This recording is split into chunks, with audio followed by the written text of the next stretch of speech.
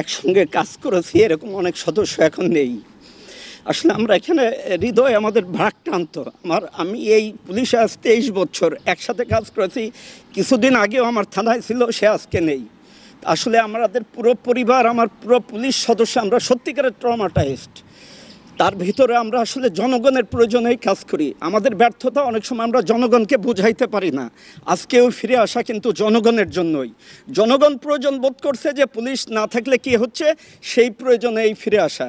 আমি ধন্যবাদ জানাই সেনাবাহিনীকে।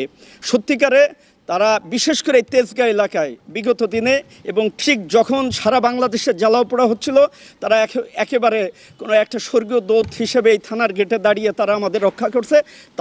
তাদের প্রতি আমার এই থানার পক্ষ থেকে কৃতজ্ঞতা।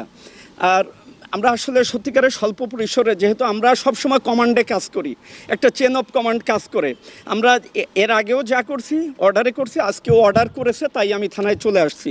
এখনও আমার অনেক সহকর্মী কান্না করতেছে, আসতে পারছে না। আমি চেষ্টা করছি যে আমরা সত্যিকারে মানুষের প্রয়োজনেই যে কাজ করি, এই কথাটা তাদের বোঝাতে চেষ্টা করতেছি, তাদের মোটিভেটেড করে যে সত্যিকারে যে আমরা মানুষের প্রয়োজনে, এটা সেই প্রয়োজনটা আবার মেটানোর জন্যই কিন্তু আমরা চলে আসছি। তাই সবাইকে ধন্যবাদ। আমরা চেষ্টা করব এবং জনগণকে বলবো আমাদের রাস্তায় নেওয়ার জন্য।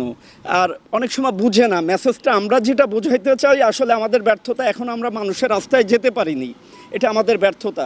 তা আমরা চেষ্টা করে যাচ্ছি যে আমরা অস্বীকার করব না যে এটা আমাদের অনেক ভুল বা ব্যর্থতার কারণে এই পর্যায়ে আজকে আমরা এইগুলো ওভারকাম করে আগামী দিনে সত্যিকারে মানুষের প্রয়োজনে যাতে এই বাহিনী থাকতে পারে, আমি যে কয়দিন আছি বা আমার যে সহকর্মীরা আছে তাদের নিয়ে আমরা এই সেবাগুলো অব্যাহত রাখার চেষ্টা করব।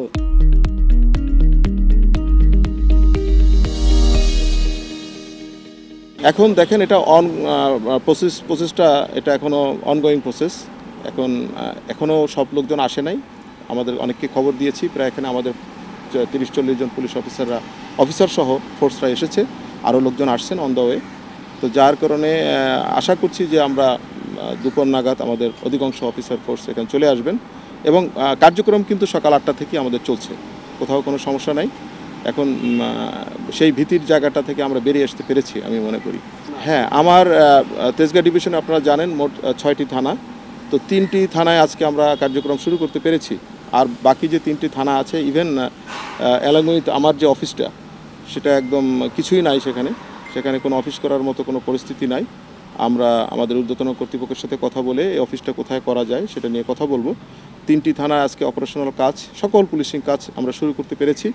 আর বাকি যে 3টি থানা আছে, বিশেষ করে মোহাম্মদপুর থানা আপনারা জানেন, সেটা প্রচণ্ড রকম ম্যাচাকার হয়েছে, এবং আদাবর থানা এবং আমাদের এই যে শিল্পাঞ্চল থানা, এই 3টি থানার একটু কার্যক্রম শুরু করতে দেরি হবে, কিন্তু আমাদের পুলিশ ভাইরা ওখানে আছেন, তারা অলরেডি কাজ শুরু করেছে।